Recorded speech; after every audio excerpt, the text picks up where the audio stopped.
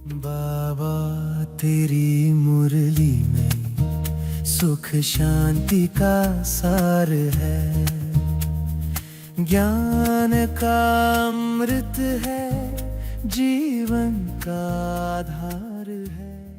ओम शांति। प्यारे रूहानी भाई बहनों, आज 26 फरवरी 2026 की मधुर मुरली के मंथन में आपका बहुत बहुत स्वागत है। ओम शांति। आज बाबा ने हमारी रूह की प्यास बुझाई है। हाँ, सुख देने वाले एक बाप को याद करो। मतलब अगर हम इस बात की गहराई में जाएं तो समझ आता है कि शिव बाबा ने आज विशेष रूप से इस थोड़े से बचे हुए समय में योग बल जमा करने पर इतना ज्यादा जोर क्यों दिया है। समय का चक्र अब पूरा हो रहा है। बिल्कुल, ये कलयुग का बिल्कुल बिल्कुल अंतिम समय है। ये जो पुरानी तमोप्रधान दुनिया हम देख रहे हैं, ये अब पूरी तरह से खत्म होने वाली है। और बिना योग बल के हाँ, यह अंतिम समय पार करना असंभव है। एकदम असंभव है, क्योंकि जब विनाश का समय आएगा, मतलब जो बाबा ने आगाह किया है कि खून की नदियां बहेंगी। हाहाकार होगा। हाँ, और उस भयंकर समय में भौतिक बल या दुनिया की कोई भी ताकत काम नहीं आएगी। अगर अभी इसी थोड़े से समय में योग बल जमा नहीं किया तो उसके बहुत गंभीर परिणाम भुगतने होंगे। आत्मा को भारी सजाएं खानी पड़ेंगी। यही सबसे बड़ा डर है।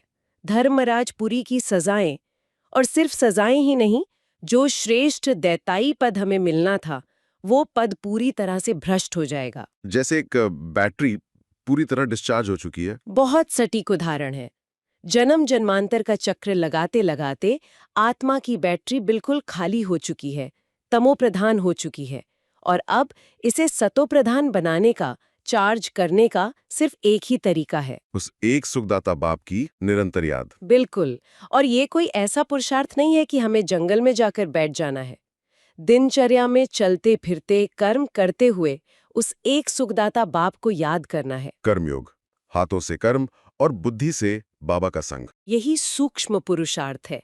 जैसे दफ्तर में काम कर रहे हैं या भोजन बना रहे हैं, लेकिन बुद्धि का तार शिव बाबा से जुड़ा हुआ है। इसी निरंतर योग से जो सिर पर पापों का भारी बोझा है, वो धीरे धीरे उतर जाएगा। बाबा ने आज प्रश्न भी कितना गहरा पूछा है। सच में, आज का प्रश्न सीधे रूह को छूने वाला है। बेहद के वैरागी बच्चे, तुम्हें कौन सी स्मृति सदा रहनी चाहिए? यह हमारा छीछी चोला है, इसे छोड़ वापस घर जाना है। यह स्मृति सदा रहे, बाप और वर्षा याद रहे, दूसरा कुछ भी याद ना आए। यह है बेहद का वैराग्य। कर्म करते याद में रहने का ऐसा पुरुषार्थ करना है जो पापों का बोझा सिर से उतर जाए, आत्मा तमोप्रधान से सतोप्रधान बन जाए। बेहद का वैराग्य, ये कोई साधारण शब्द नहीं। बिल्कुल नहीं। यह छीछी चोला की स्मृति बहुत महत्वपूर्ण है। मतलब जब आत्मा को ये एहसास हो जाता है कि ये शरीर सिर्फ 5 तत्वों का एक मैला विनाशी कपड़ा है, तो देह अभिमान अपने आप टूटने लगता है। मेले कपड़े पहनकर घर वापस नहीं जा सकते। वहां जाने के लिए इस पुरानी देह और पुरानी दुनिया से पूरी तरह उपराम होना ही पड़ेगा। लेकिन सन्यासियों का वैराग्य और हमारा वैराग्य बिल्कुल अलग है। यही तो मुख्य अंतर है। सन्यासी क्या करते हैं? वो घर बार छोड़ देते हैं, जंगलों में चले जाते हैं। उसे हद का वैराग्य कहते हैं। वो कर्म क्षेत्र से भाग जाते हैं, लेकिन मन में तो दुनियावी बातें चलती ही रहती हैं। और ब्राह्मणों का वैराग्य कमल पुष्प के समान। हाँ, कीचड़ में रहते हुए भी बिल्कुल न्यारा। परिवार में रहना है, जिम्मेदारियां निभानी है, लेकिन बुद्धि से इस पुरानी दुनिया से पूरी तरह किनारा कर लेना है। जब तक अपना सच्चा घर और वर्षा बुद्धि में स्पष्ट नहीं होता, तब तक सच्चा वैराग्य आ ही नहीं सकता। जब सतयुग की सतोप्रधान बादशाही, वो वर्षा बुद्धि में एकदम स्पष्ट रहता है, तभी इस पुरानी दुनिया का आकर्षण खत्म होता है। हीरे की पहचान होने पर पत्थर से मोह अपने आप टूट जाता है। बहुत गहरी बात है। बाप और वर्षा याद रहे, दूसरा कुछ भी याद ना आए। यही वो युक्ति है जिससे पापों का बोझा भस्म होगा। जब बाबा राजसू यज्ञ और अपने को स्वाहा करने के बारे में कहते हैं, तो महसूस होता है कि वो हमें कितना प्यार करते हैं। अद्भुत बात है ये। राजसू यज्ञ, या जिसे बाबा राजसू अश्वमेध ज्ञान यज्ञ कहते हैं, इसका आध्यात्मिक अर्थ बहुत ही विशाल है। इस यज्ञ में लकड़ियां नहीं जलती। बिल्कुल। इस रूहानी यज्ञ में शरीर सहित जो कुछ भी है उसे बलिहार या स्वाहा करना होता है। और स्वाहा करने का सच्चा अर्थ क्या है? अपना मैं और मेरापन पूरी तरह से खत्म कर देना। जब मेरापन खत्म होता है तभी स्वराज्य का वर्षा मिलता है। यही ईश्वरीय नियम है। इस झूठे देह अहंकार को ज्ञान अग्नि में भस्म करना है। कौड़ियों के बदले में हीरे का स्वराज्य प्राप्त करना है। लौकिक और पारलौकिक बाप का अंतर बहुत स्पष्ट है। बिल्कुल। 84 जन्मों के चक्र में आत्मा ने न जाने कितने जिस्मानी पिता बनाए हैं। हर जन्म में लौकिक पिता बदल जाते हैं। लेकिन जब अतीन्द्रिय दुख आता है, हाँ, जब कोई बड़ी विपत्ति आती है तो लौकिक माता पिता काम नहीं आते। उस घोर अंधकार में आत्मा केवल उस एक पारलौकिक परमात्मा को, शिव बाबा को ही पुकारती है। आत्मा गहराई से जानती है सच्चा रक्षक केवल एक ही है। एकदम सत्य। जिस्मानी संबंध सिर्फ इस एक जन्म के हैं, लेकिन रूहानी बाप के साथ जो संबंध है वो अविनाशी है। वही सर्व का सद्गति दाता है। आधा कल्प से आत्माएं आशिक बनकर ठोकरें खा रहे हैं। ये आशिक और माशूक का संबंध बहुत अनूठा है। दुनियावी प्यार में तो स्वार्थ होता है, लेकिन द्वापर और कलयुग में आत्माएं दर दर भटकती रहीं, मंदिरों में पुकारती रहीं, सच्चे आशिक की तरह। और अब एकमात्र माशूक खुदाया है। और वो सिर्फ दर्शन देकर नहीं चला जाता, वो माशूक आकर हमें पढ़ाता है, पतित से पावन बनाता है और सीधे देवता बना देता है। भगवान स्वयं शिक्षक बन गया है। इस रूहानी प्यार से अथाह योग बल जमा होता है। और इसी योग बल की सुरक्षा की गारंटी शिव बाबा ने दी है। बाबा ने स्पष्ट कहा है कि यदि हम निरंतर याद में रहेंगे तो कोई हमारा कुछ नहीं बिगाड़ सकता। अगर कोई बुरे विचार से सामने आएगा तो उसे भयंकर साक्षात्कार होगा, वो डर कर भाग जाएगा। ये योग बल का सबसे बड़ा प्रमाण है। पवित्रता का एक ऐसा शक्तिशाली कवच जिसे कोई भेद नहीं सकता। बिल्कुल। शिव बाबा की याद से जो आभा मंडल बनता है, जो ऑरा बनता है, वो हर बुरी वृत्ति को भस्म कर देता है। और ये सब उस ज्ञान के तीसरे नेत्र से ही संभव है, जो सृष्टि के आदि, मध्य और अंत का यथार्थ ज्ञान है, वो सिर्फ बाबा ही दे सकता है। दुनिया के किसी धर्मगुरु के पास ये ज्ञान नहीं है। बाबा ही सच्ची अमर कथा सुना रहे हैं। हाँ, अमर कथा का मतलब शारीरिक मृत्यु से बचना नहीं है, बल्कि मृत्यु के भय से हमेशा के लिए मुक्त हो जाना है। खुशी खुशी पुराने वस्त्र उतारकर नए वस्त्र धारण करना। यही तो सतयुग की विशेषता है। वहां अकाल मृत्यु नहीं होती। 84 का चक्र अब पूरा हो रहा है। जो पूज्य थे वो पुजारी बने और अब फिर से ब्राह्मण बनकर देवता बनने की राह पर हैं। समय बहुत कम है, पुरुषार्थ बहुत तीव्र चाहिए। बिल्कुल तीव्र पुरुषार्थ चाहिए। अगर संपूर्ण पावन नहीं बने तो सजाएं खानी पड़ेंगी। रूहानी बाप की याद ही एकमात्र सहारा है। मीठे मीठे सिकी लहदे बच्चों प्रति मात पिता बाप दादा का याद प्यार और गुड मॉर्निंग। रूहानी बाप की रूहानी बच्चों को नमस्ते। क्या सचमुच हमारी बुद्धि में 84 जन्मों का ये पूरा चक्र पूरी तरह से स्पष्ट हो चुका है? क्या हम इस छीछी चोले को त्यागने और शिव बाबा के साथ घर वापस जाने के लिए इसी क्षण पूरी तरह से तैयार हैं? इसी प्यार की शक्ति से अब चलते हैं धारणा की ओर। ज्ञान तो सुना, लेकिन बाबा कहते हैं धारणा ही असल पुरुषार्थ है। तो आज के इस गहरे चिंतन में हम ना एकदम गोता लगाने वाले हैं।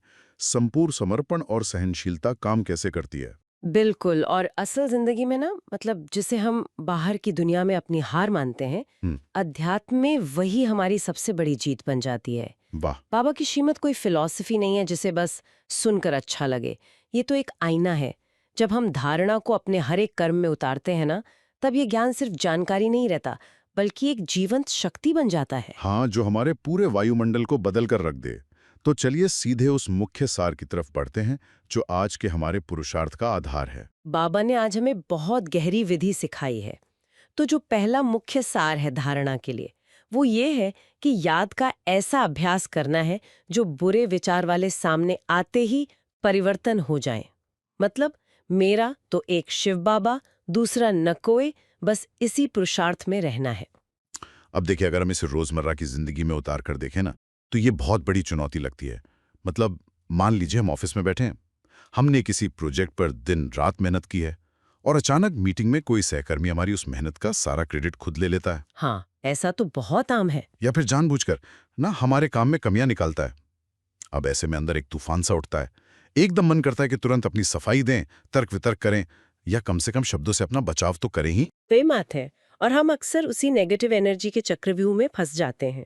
यहीं पर बाबा की श्रीमत दुनियावी तरीकों से बिल्कुल अलग रास्ता दिखाती है। अक्सर लोग सोचते हैं कि अगर हम चुप रह गए तो सामने वाला हमें कमजोर समझ लेगा, लेकिन बाबा कह रहे हैं कि ऐसे क्षणों में शब्दों की जरूरत ही नहीं है। मतलब सिर्फ अपनी वाइब्रेशन से काम लेना है। बिल्कुल। जब कोई बुरे विचार वाली आत्मा सामने आए ना, तो हमारा याद का अभ्यास इतना प्रचंड होना चाहिए कि हमारी वाइब्रेशंस बिना कुछ बोले ही उस आत्मा को शांत कर दे। लेकिन इसमें एक पेंच है। मतलब बाहर से चुप रहना तो बहुत आसान है। मीटिंग में शायद हम होठ सिल लें, कुछ न बोलें, लेकिन अंदर ही अंदर ना एक ज्वालामुखी फट रहा होता है। लगातार संकल्प चलते हैं, किसने ऐसा कैसे कह दिया, मैं इसे बाद में बताऊंगा। तो क्या बाबा इस तरह की चुप्पी की बात कर रहे हैं? कि नहीं, बल्कि उसी क्रोध और द्वेष की वाइब्रेशंस फैला रहे हैं। बाबा ने जो मेरा तो एक शिव बाबा दूसरा नोकोई की विधि बताई है, वो इसी अंदर के शोर को खत्म करने के लिए है। उस समय उस सहकर्मी को दुश्मन नहीं देखना है। हाँ, उसे एक अशांत आत्मा के रूप में देखना है, जो खुद अपने संस्कारों के वश है। एकदम सही। जब हम तुरंत अपनी बुद्धि का तार शिव बाबा से जोड़ लेते हैं ना, तो बाबा की अनंत शांति एक अदृश्य कवच की तरह काम करती है, जो उस नकारात्मकता को हम तक पहुंचने ही नहीं देती, बल्कि उसे वापस पॉजिटिव एनर्जी में बदलकर उस आत्मा तक पहुंचाती है। और ये आंतरिक शांति इतनी शक्तिशाली हो कि वो बाहर के शोर को अपने में संभाले। और अगर हम धारणा के दूसरे बिंदु की बात करें ना, तो वो इस स्थिति को और भी ज्यादा साफ करता है। बाबा ने कहा है कि स्वराज पाने के लिए शरीर सहित जो कुछ भी है वो बलिहार जाना है। जब इस रुद्र यज्ञ में सब कुछ स्वाहा करेंगे, तब राज्यपद मिलेगा। तो ये जो रुद्र यज्ञ और स्वाहा होने की बात है ना, इसे बहुत गहराई से समझना होगा। बाहर की दुनिया में तो समर्पण का मतलब यही निकालते हैं कि घर परिवार छोड़ दो, जिम्मेदारियों से भाग जाओ। हाँ, एकांत में जाकर बैठ जाओ। मतलब जब भी हम स्वाहा शब्द सुनते हैं तो लगता है सब कुछ त्याग देना है। लेकिन बाबा की श्रीमत तो हमें कर्मियों की बात ही है ना। हमें तो दुनिया के बीच रहना है। बिल्कुल। बाबा जिस अग्नि की बात कर रहे हैं, वो ज्ञान और योग की अग्नि है। शरीर सहित सब कुछ स्वाहा करने का मतलब ये नहीं है कि कर्तव्य छोड़ने हैं, बल्कि घर का हर कार्य करते हुए, बच्चों को पालते हुए, जो अंदर का मैं और मेरापन है ना, जो आसक्ति है, उसे स्वाहा करना है। एकदम अनासक्त या डिटैच्ड रहना है। कर्म पूरी परफेक्शन से करें, लेकिन उसके फल में आसक्ति ना हो।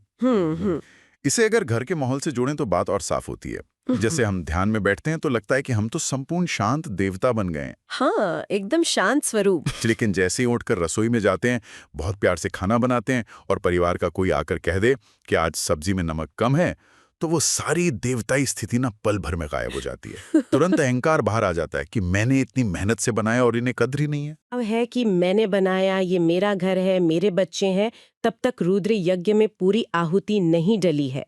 असली समर्पण वो है जहां हम एक ट्रस्टी बनकर हर काम करें। देवता वो नहीं है जो सिर्फ चमकते हुए वस्त्र पहनता है। देवता वो है जो देने वाला है, जिसके अंदर से लेने की या मान सम्मान चाहने की इच्छा पूरी तरह से जलकर राख हो चुकी है। अद्भुत। जब अंदर कोई इच्छा ही नहीं बची, मैपन ही नहीं रहा, तो फिर दुख कैसा? और जो आत्मा स्वयं पर राज करना सीख जाती है, वही तो भविष्य में विश्व पर राज करने की अधिकारी बनती है। यही सच्चा राज्य पद है। और इस तक पहुंचने के लिए जो सबसे बड़ा हथियार है, वो बाबा का आज का विशेष वरदान है, जो सीधा हमारे संस्कारों के टकराव पर वार करता है। हाँ, और आज के वरदान के बोल है, सहन शक्ति की विशेषता द्वारा दूसरे के संस्कारों को परिवर्तन करने वाले दृढ़ संकल्पधारी भव। ये सिर्फ वरदान नहीं, ये बाबा की दी हुई जिम्मेदारी है। अगर हम इसकी गहराई में जाएं, तो प्यारे ब्रह्मा बाप का वो अविस्मरणीय उदाहरण याद आता है। बाबा ने आज स्पष्ट कहा है कि जैसे ब्रह्मा बाप ने ज्ञानी और अज्ञानी आत्माओं द्वारा इंसल्ट सहन कर उसे परिवर्तन किया, तो फॉलो फादर करो। ब्रह्मा बाबा का जीवन तो सहनशीलता का सबसे जीवित प्रमाण है।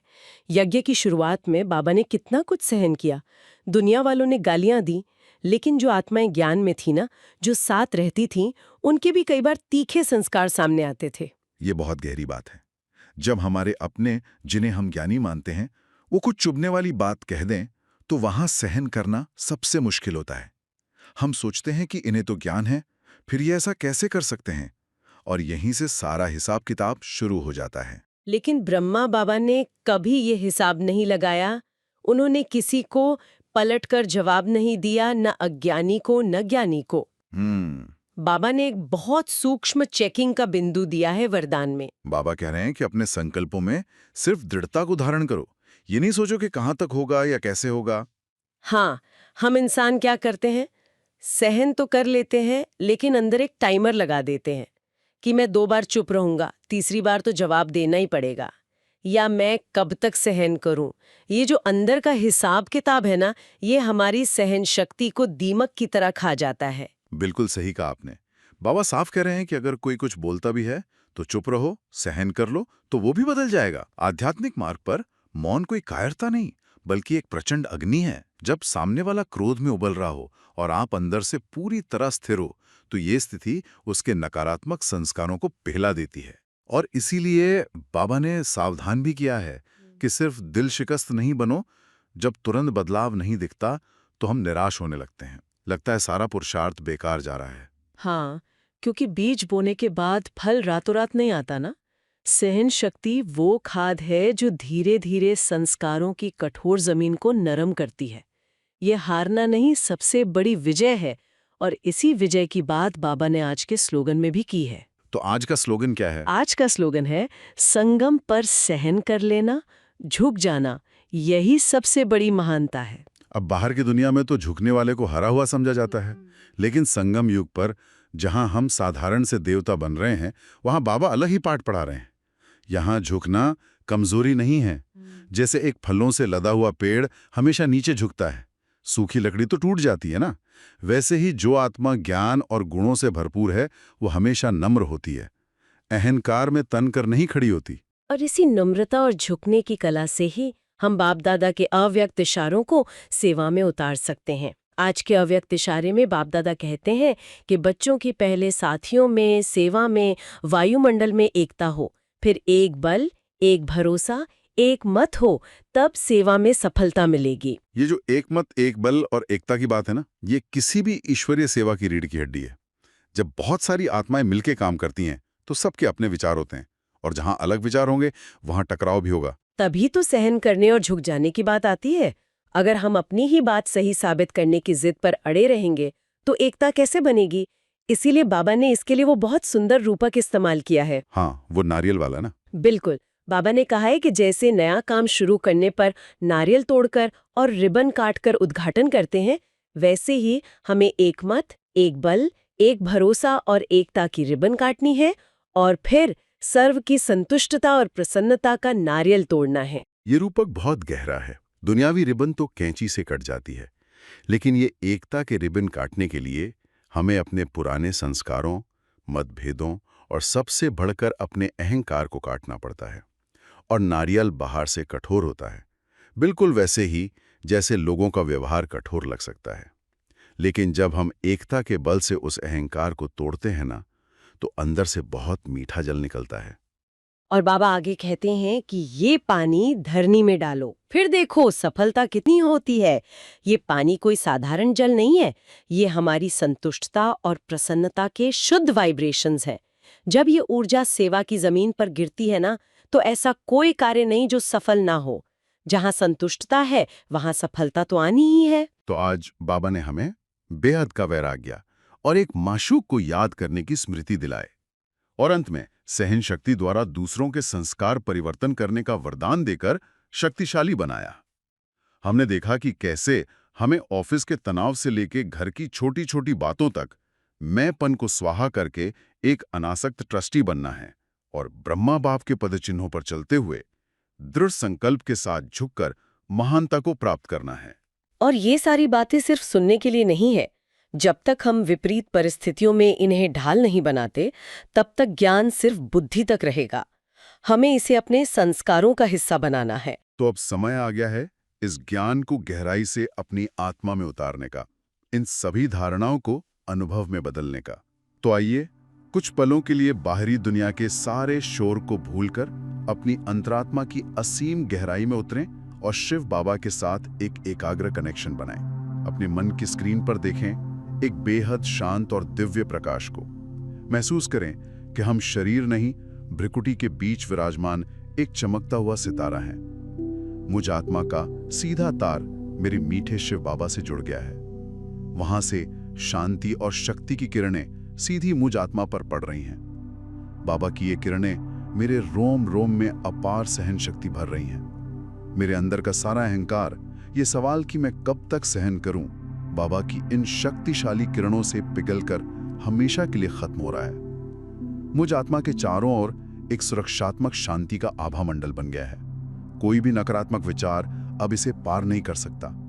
बाबा की असीम शांति अब हमारे द्वारा पूरे विश्व में फैल रही है।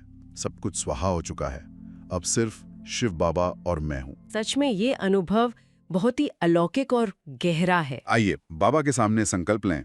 मैं दृढ़ संकल्प द्वारा सहन शक्ति धारण करने वाली परिवर्तनशील आत्मा हूं। कमेंट में लिखें सहनशील आत्मा। इस शक्तिशाली संकल्प को आज दिन भर अपने साथ रखिएगा। जब भी लगे कि कोई परिस्थिति आपके धैर्य की परीक्षा ले रही है, तो बस एक पल रुककर इसी अनुभूति को वापस जगाइएगा। आज के सफर को यहीं विराम देते हैं। ओम शांति। ओम शांति। बाबा तेरी मुरली में सुख शांति का सार है, ज्ञान का अमृत है, जीवन का आधार है।